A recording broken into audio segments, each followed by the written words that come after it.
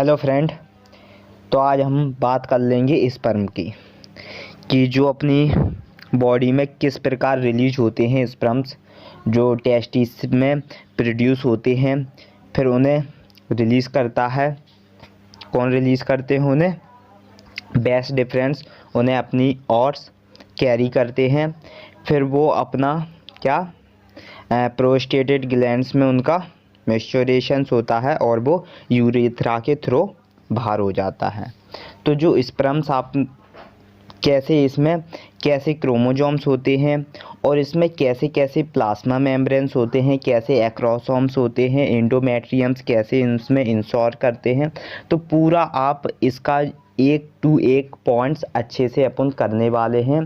तो video script ना करें, स्टार्टिंग से एंड तक जाएं, क्योंकि जब आप स्टार्टिंग से एंड तक जाते हो तब आपको ऐसा लगता है कि हाँ मैंने कुछ आज सीखा है। तो ऐसा आपको फील होना चाहिए कि मैं कुछ सीख रहा हूँ। तो उसके लिए आपको स्टार्टिंग से एंड तक जाना पड़ेगा। तो चलो अपन स्टार्ट कर लेते हैं नेक्स्ट डायग्राम्स के साथ। डायग्राम बिल्कुल इजी रहेगा डायग्राम्स। तो चलो डायग्राम्स देखते हैं। ये एक और फर्टिलाइजेशंस देख लेते हैं इसमें कि ये आपका स्पर्म है, कैसे स्पर्म्स जो फीमेल एग होता है कैसे उसमें इंटर करते हैं। तो उसका भी उसे अपन ग्रैफियंस फॉलिकल्स बोलते हैं। तो जो फीमेल्स का ग्रैफियन फॉलिकल्स एग होते हैं कैसे उसमें इंटर करते हैं, जो अपने स्पर्म्स और एग का जो मिक्सचरमेंट्स होता है एग में जब स्पर्म्स इंटर करते हैं, तो जब जो इंटर करने की जो प्रक्रिया होती है और फिर उन दोनों का जो प्रोड्यूशंस होता है आगे चलकर जो बेबीज रिलीज होता है, तो उन दोनों का जो प्रोड्यूशंस हुआ है तो उसे अपन फर्टिलाइजेशंस कहते हैं। क्या कहते हैं उन्हें? अपन फर्टिलाइजेशंस कहते हैं। तो पहले अपन बात कर लेंगे स्पर्म की कि स्पर्म्स कैसे एक्रोसोम्स हो रहा है, उसमें कैसे फर्टिलिटी होता है। तो पहले अपन स्पर्म्स की बात कर ले। तो ये बिल्कुल ईजी डायग्राम्स लिया है, क्योंकि जब आप पेपर्स में भी अपने बोर्ड एग्जाम्स में भी जब डायग्राम्स को ड्रॉ करोगे स्पर्म के, तो इसलिए इस डायग्राम्स को बिल्कुल ईजी डायग्राम्स लिया है, क्योंकि आपको ईजी ही बहुत स्मार्ट होना चाहिए, क्योंकि आपको हर पॉइंट इसमें समझना आना चाहिए। तो पहले बात कर लेंगे अपन प्लाज्मा मेम्ब्रेन्स की। तो ये प्लाज्मा मेम्ब्रेन्स क्या होता है? इसे आपका प्लाज्मा मेम्ब्रेन को स्पर्म का हेड भी कहते हैं। प्लाज्मा मेम्ब्रेन को इसमें वो स्पर्म का हेड कहते हैं। तो इसमें जो सबसे पहला जो स्पर्म्स में जो हेड की तरह दिखता है आपको, उसे अपन प्लाज्मा मेम्ब्रेन्स कहते हैं, क्योंकि वो जो क्रोमोसोम्स को आगे पहले रिलाइज करता है। तो प्लाज्मा मेम्ब्रेन्स ही एग सेल्स में पहला इंटर करता है, पहले उसमें ही टचेस होते हैं। फिर उसकी बात कर लेते हैं एक्रोसोम्स की कि एक्रोसोम्स का क्या होता है। यहाँ पर आपको एक्रोसोम्स दिख रहे हों कि जो स्पर्म में एक्रोसोम्स का क्या काम होता है स्पर्म में एक्रोसोम्स का। तो acrosomes has sperms lysins, sperms को लाइसिन्स करता है कौन? Acrosomes. The enzymes that help, और एंजाइम्स की सहायता से sperms to penetrate the egg, egg में क्या करते हैं? पेंट्रेट करते हैं। वो एक्रोसोम्स का काम होता है। तो एक्रोसोम्स का काम समझ लेते हैं। एक्रोसोम्स हैज स्पर्म्स लाइसिन्स करता है स्पर्म्स को, एक्रोसोम्स स्पर्म्स को लाइसिन्स करता है और एंजाइम्स की सहायता से स्पर्म्स को पेंट्रेट करता है एग में इंट्रेट करता है। किसकी सहायता से? एंजाइम्स। स्पर्म्स का काम होता है वो एक्रोसोम्स का काम होता है कि जो एंजाइम्स की सहायता से स्पर्म्स को पेंट्रेट कर दें किसमें? एग में। तो एक्रोसोम्स का ये काम होता है। फिर आता है आपका क्या? फिर आता है न्यूक्लियस कंटेनिंग क्रोमोसोम्स मटेरियल्स। जो न्यूक्लियस होते हैं, न्यूक्लियस जो छोटी छोटी सेल्स होती हैं उन्हें अपन न्यूक्लियस कहते हैं। इसमें कंटिन्यू उनका क्रोमोसोम्स मटेरियल्स रहता है।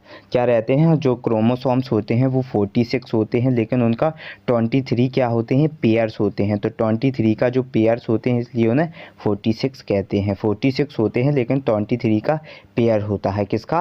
क्रोमोसोम्स का। किसका होता है? क्रोमोसोम्स का होता है। तो इसमें जो क्रोमोसोम्स मटेरियल्स है आपका, जो न्यूक्लियस कर रहा है क्रोमोसोम्स मटेरियल्स भरा है, इसमें क्या भरा है? न्यूक्लियस भरे हैं, क्रोमोसोम्स मटेरियल्स भरे हैं। फिर बात कर लेते हैं नेक। स्पर्म्स में इस पार्ट्स को अपन क्या कहेंगे? नेक, गर्दन। गर्दन कहेंगे। नेक्स्ट बोले तो गर्दन, ये मिडल पीस है, क्या है, मिडल पीस है। फिर बात करेंगे माइटोचॉन्ड्रिया की। माइटोचॉन्ड्रिया का क्या काम होता है स्पर्म में, ये जो आपको डिशेस दिख रहे हैं ये माइटोचॉन्ड्रिया हैं।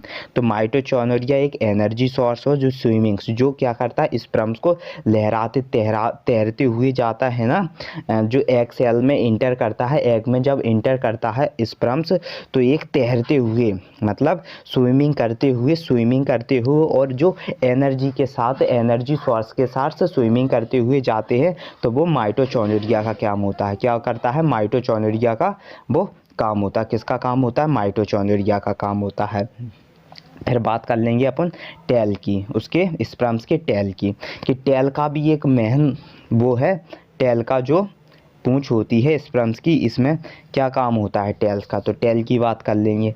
टेल स्पर्म्स की जो टेल होती है मेक द स्पर्म्स मोटाइल्स की, किसकी बनी होती है, स्पर्म मोटाइल की बनी होती है। जो पूंछ बोले तो स्पर्म्स की जो पूंछ होती है टेल, वो किसकी बनी होती है, स्पर्म्स मोटाइल्स की बनी होती है। और ये हेल्प करती है इन the movement of the sperms, sperm को मूवमेंट करने में टेल क्या करती है, हेल्प करती है। जो पूंछ होती है ना, जो टेल्स होती है, टेल का क्या काम होता है, स्पर्म्स को मान के चलो मूविंग करना है, स्पर्म को क्या करना है, मूविंग करना है। तो जो मूविंग का काम कौन करता है, टेल्स करती है। मूविंग का काम कौन कर रहा है, टेल्स कर रहा है। मूविंग का काम कौन कर रहा है, टेल्स कर रहा है। तो टेल का काम हो जाएगा कि जो स्पर्म्स को मूविंग कराना है तो वो टेल करेगा।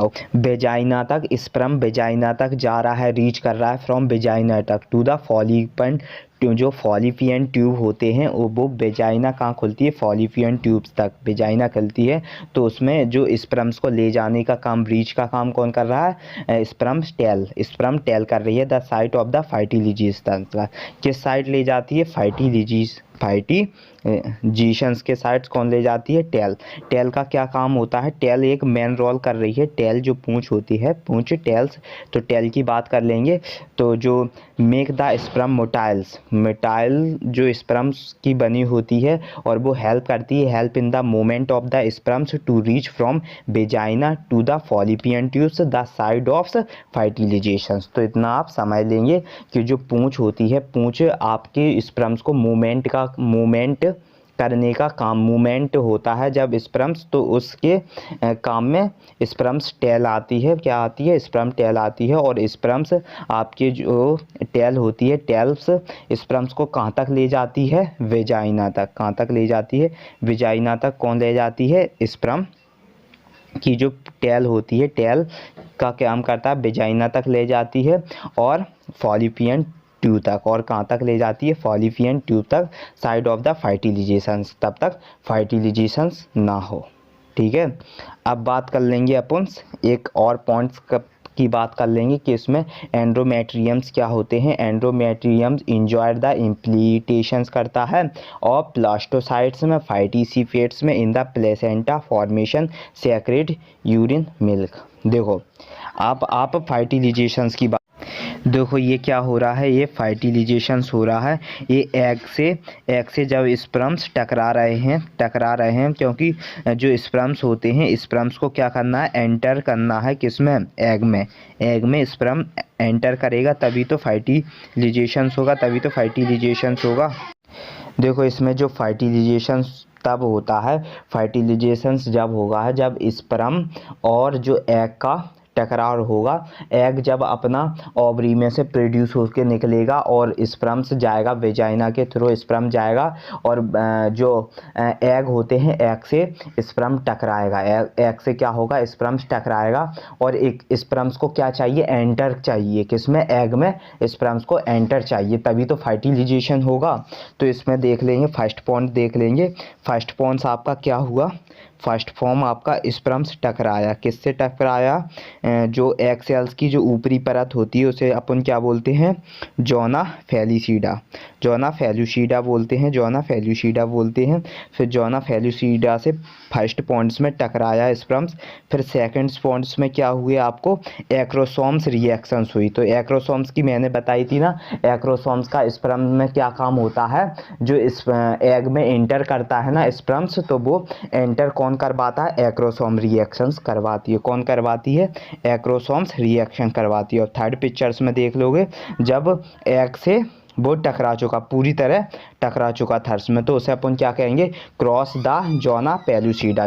क्रॉस कर चुका है, वो किसे क्रॉस कर चुका है, जोना फेलुसिडा को क्रॉस कर चुका है। कौन, स्पर्म्स क्रॉस कर चुका है जोना फेलुसिडा। और जोना फेलुसिडा क्या होती है, जो एक्सेल की सबसे भारी परत होती है उसे अपन जोना फेलुसिडा बोलते हैं। तो जोना फेलुसिडा को जो क्रॉस कर चुका है, थर्ड फॉन्ट्स की बात कर रहे हैं, थर्ड फॉन्ट्स में क्या कर चुका है, जोना पेलुसिडा को क्रॉस कर चुका है स्पर्म्स। और फोर्थ पार्ट्स में क्या हो गया, फ्यूजन ऑफ मेम्ब्रेन्स, मतलब एग सेल्स के बिल्कुल अंदर चला गया। किसके अंदर चला गया, एग के बिल्कुल अंदर चला गया।